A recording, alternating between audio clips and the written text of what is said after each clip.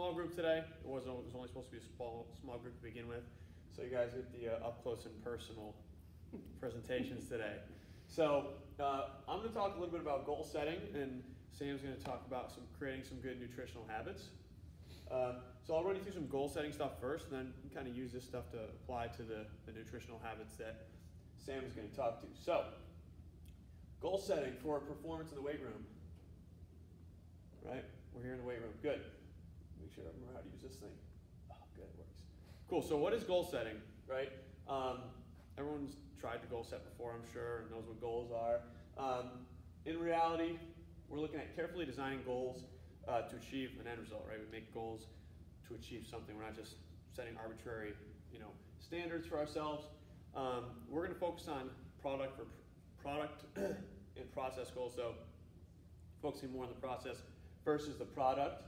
And then you have your long-term and short-term goals. And there's really a place for both types when it comes to goal setting. You kind of want to use both of them to get to that end goal that we're looking for. Good. So a lot of words on this slide. These are the guidelines that the United States Olympic Committee uses when they use goal setting. So a few different ones here. They're going to have their top 6, right? Focus on yourself rather than the outcome, right? You can control yourself. You can't control a referee, an umpire. You can't control the field conditions. So when it comes to setting those goals, we want to be focusing on things that you can actually control. All right. Number 2, set specific and measurable goals. So we're talking about things when we set goals. We don't want to go out and say, I want to lose a lot of weight, or I want to be better at basketball, whatever the sport may be. Right? You have to go out and say, all right, here's that vague term I just used. How do I get there? So that's why we got to use specific and measurable goals. So when it comes to, say it was fat loss or weight loss, we want to go out and say, I want to lose X amount of pounds. And then we'll talk a little bit about how we're going to go about getting to that and some other goals that you would use leading up to that. That'd kind of be more of an end result goal. But we want things that we can measure, whether it's pant size, right? Inches around the waist, things like that. All right. Number 3, get feedback. So monitor your own goals. Let someone else look at your goals and say, yeah, maybe this isn't a realistic goal, or this is a good goal. But have someone be looking at your goals besides yourself, just so you can, again, keep yourself accountable. If you're not comfortable sharing your goals, then keep them to yourself. But you have to monitor your own goals when it comes to goal setting. You can't just set it and leave it. And we'll talk about that a little bit later too. Keep the goals positive. This is a big one. You see a lot of younger kids using like the words "don't" in their goals. Try and keep them more positive. Positive psychology is a very beneficial way to go about your training in the gym, your attacking schoolwork, attacking work at your job, things like that. Stay more positive, you're more likely to reach those goals. All right. Set short-term goals. These short-term goals we want to use as stepping stones towards our larger-term goals. So if we go back to that weight loss goal, we said, I want to lose 10 pounds. Okay, well, how do I lose 10 pounds? What do I have to do to get there? And then my other goal is, I'm going to make it into the gym 4 days a week. You can measure how many times you went to the gym, right? 4 days, easy. I'm going to go to the gym for an hour for 4 days a week. Very measurable. I'm going to consume X number of calories. It's a goal for someone who maybe is trying to go up in weight versus down in weight. You're trying to consume more calories. And again, another thing you can measure as you go along setting those goals to get to your long-term goal, which maybe is weight loss, weight gain, performance on the field. Okay. And then be flexible when you're looking at your goals. So you may set a goal in February. You may come back to it at the end of February, beginning of March, and say, my goals have changed a little bit. Or maybe that goal wasn't realistic enough, or maybe that goal was too easy. And then you go back and you want to say, all right, what can I do to change this goal so that it's going to be more beneficial to me in the long term? Good. So this is a nice little acronym we use. And you'll see this acronym a lot if you look up goal setting. A lot of people use it, and I believe the Olympic Committee talks about it as well. So the SMART acronym. I got 2 A's up at the top, and you'll see why as we go through these. But specific, measurable, aggressive yet attainable, realistic, and time-based. So we'll start with the S, specific. When we set goals, again, like I mentioned earlier, we do not want them to be vague goals. We can't just say, I want to lose a lot of weight. So we just have to find a way to kind of narrow those goals down into something that is a little bit more specific, a little less out there. Okay? Measurable, again, going back to being able to say, put a number on it, put a value on it that says when you reach that goal, you know you've reached that goal. Right? If our goal is I'm going to be better at baseball, well, what are you trying to get to? Right? We don't know where we're going from there. Getting better at baseball could be running the bases faster, or getting healthier. Another goal for people. Well, what about you do you think is unhealthy? What do you have to achieve? So then you look at things. Maybe you're saying I want to be more fit. How do you describe fit?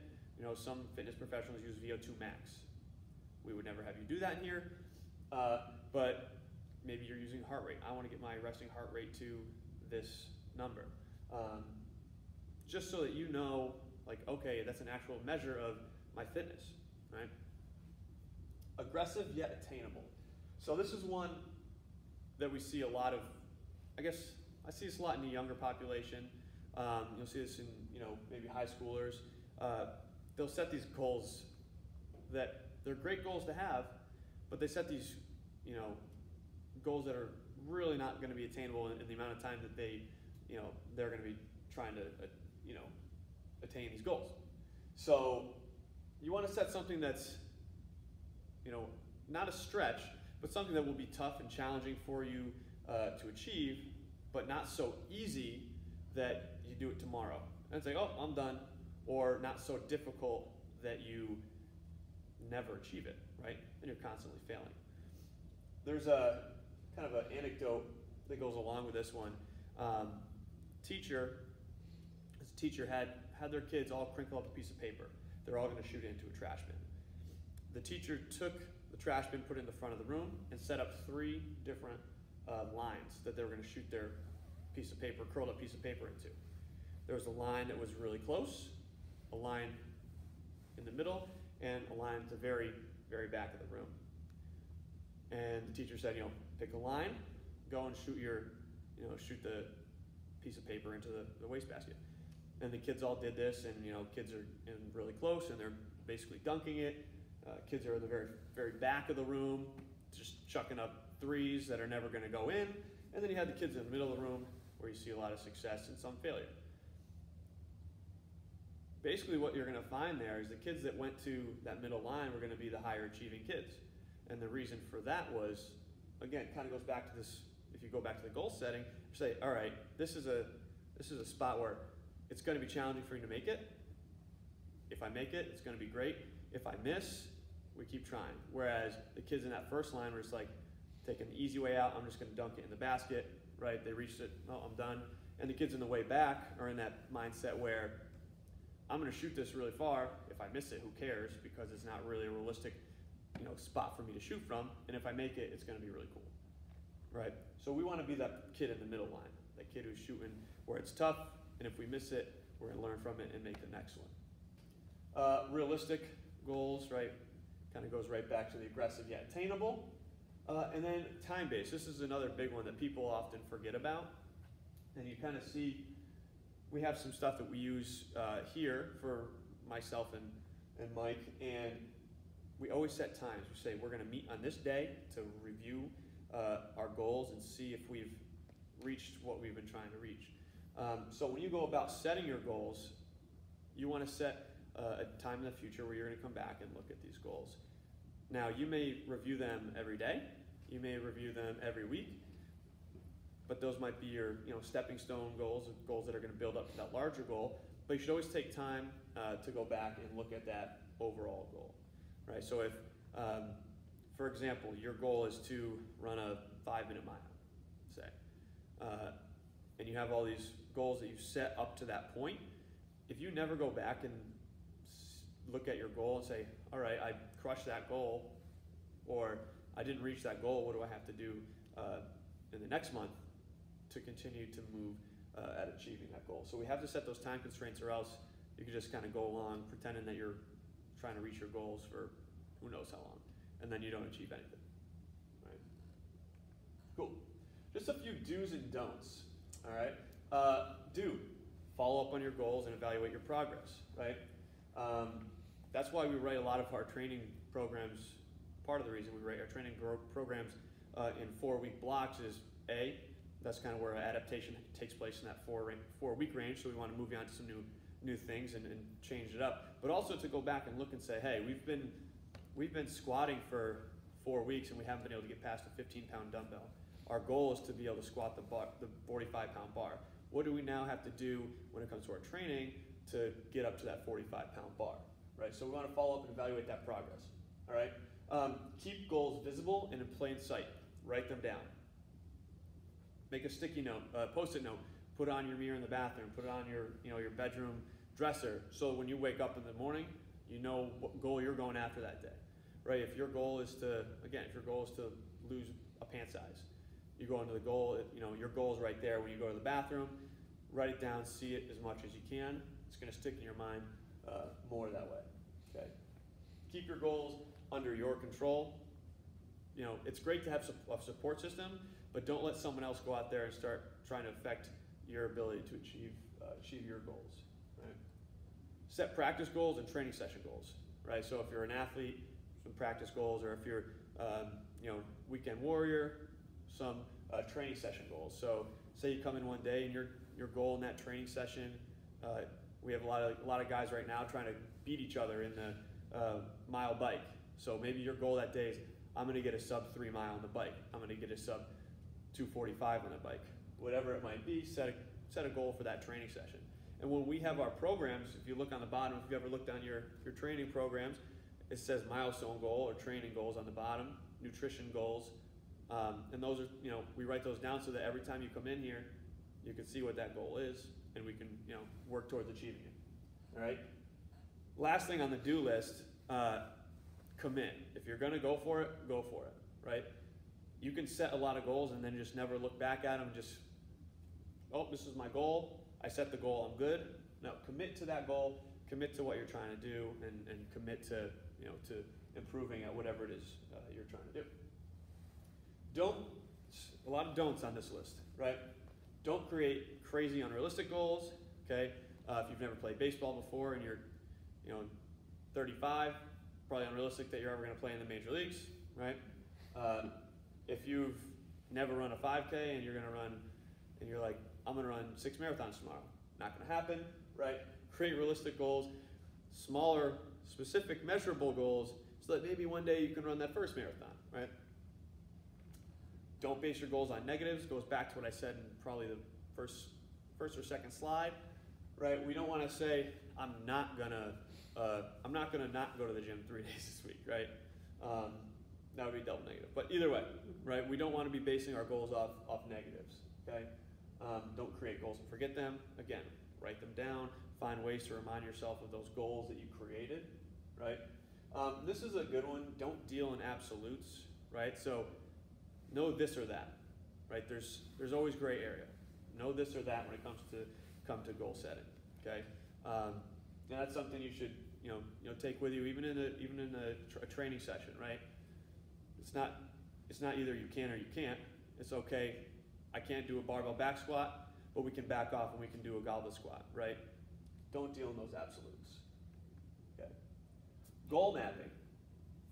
So this is one that we use a lot here, and it's a very good tool to kind of keep track of your goals and keep them organized, and ways to kind of show how you're using those smaller process goals to lead up to your big milestone goal, right? So your milestone goal is going to be a personally important goal to you to achieve in the short or the long term, and then challenge goals would be ones that you use to achieve that milestone goal, right?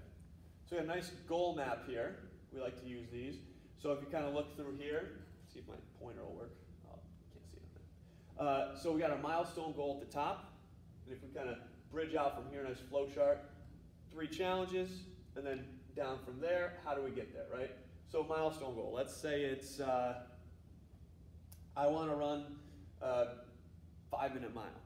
Pretty lofty goal, right? How do I get there? Let's go down right through one. What's one thing you probably have to do to achieve that milestone goal? I'll take any answers. Run. You probably have to run. Is run a specific measurable goal? No. No. Right. So we go down to challenge 1, we gotta think, okay, I need to run, but what do I need to do to run? Okay, I'm gonna run for the next month, I'm gonna run 3 miles a day at this pace. All measurable things. Okay? Now, how do I get to that point? How do I get to being able to run 3 miles a day at a 6-minute pace? Right? I have to train in the gym. I'm going to go to the gym 4 days a week. 3 days a week, I'm going to do interval training where I don't know, I run for 5 minutes and then walk for a minute, run for 5, whatever it might be. All right? And then you use those to kind of, if you kind of back right up through. I did all those things, I reached challenge 1, and you do that twice over after that, however many you want. You don't only have to use 3 challenge goals, but for the chart's purpose we will. And then you do all those things, and ideally we reach that milestone goal. Now, if you look at the top, we have a start date and a review date. Say we started it today. What's today? The 12th. We want to review it again on February 12th. Okay, we get to the 12th, we haven't achieved our milestone goal yet. We haven't run that 5-minute mile. All right, what do? We're going to go back, we're going to review, how do I get there? We're going to review our challenges. What can we change? What worked, what didn't work, right? And that's why we're going to go through and review all of our challenges and our milestone goal, our challenges, and how do we get there, okay? And that's why we're going to set those time constraints, because in a month, you may still not be running those 6-minute 3 miles a day, right? And then at the bottom we have our purpose or our passion. Why are you doing this? We talk about this all the time here at the gym. What's the why? Whether for us it's usually why you're doing exercise, but why are you setting these goals? What are you doing this for, right? And now we have a nice little chart that you can use when you do when you set your goals, right? And if you go through, it has your milestone goal. What is it for these days? Your challenge, how do I get there? Challenge 2, how do I get there? And you fill this out and track your progress, right? Writing things down is a great, great thing. I think the pen and paper has been lost a little bit in this age of technology, but nothing's better than writing something down, right? If we start doing this, track our things day to day, whether it's our time in the gym, whether it's our time in the kitchen, whether it's our free time, right? What are we doing in our free time that we could be doing to help ourselves, right? And then last thing I'm going to talk about is just signing a contract to yourself. One of these things you can do, and it's mentally you're going to be like, I signed the contract, right? Sign a contract committing to your goals, physically sit down, sign your name, have someone witness it, as I saw you sign your name, have it lay out what your plan is, and say, I'm making a commitment to myself, I'm making a commitment to these goals that I've set, and I'm going to stick to it. If you remember, one of my points earlier was commit to the goals that you're setting. Don't just set them and leave them. That's why we write them down. That's why we set the time constraints. If we want to achieve what we're going for, our milestone goal, right? Make a commitment and try and do a lot of these things that we talked about here. And I actually I'll give you guys a handout. I have a goal map for everybody and a nice little progress sheet for you as well. We can kind of go through those if you want later on. Figure out some goals that you guys want to achieve and things that you're looking to do, whether it's like 46 peaks, right, or run a 5-minute mile. Okay. After that, that's all I got for you guys. Any questions?